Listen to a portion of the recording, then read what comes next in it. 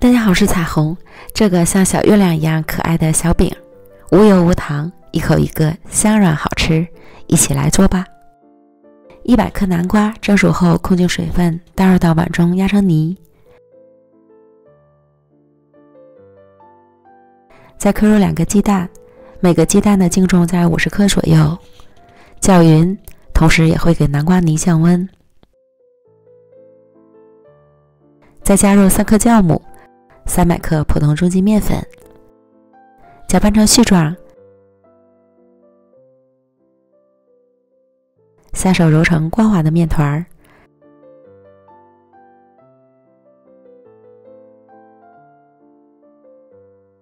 盖好，醒发至2倍大。发酵好的面团内部充满了大气孔，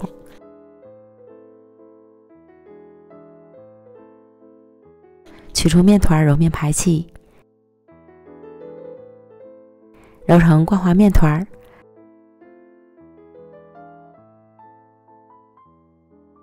盖好，松至5分钟。案板多撒一些面粉防粘，再将面团擀成厚度约1厘米的大面饼。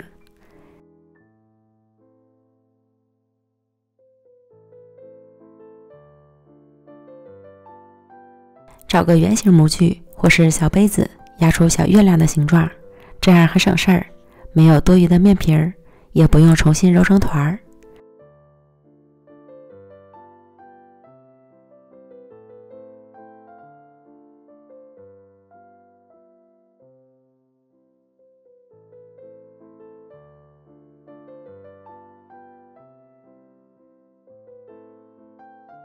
全部都压好后，留出足够的空隙，依次摆好，盖好保鲜膜，再醒发半小时左右。醒发至小月亮个个都形状饱满，拿起来手感发轻就可以了。电饼铛先不用开火，也无需刷油，依次摆入小饼生坯。这时再开小火加热，一面捞至上色后翻捞另一面。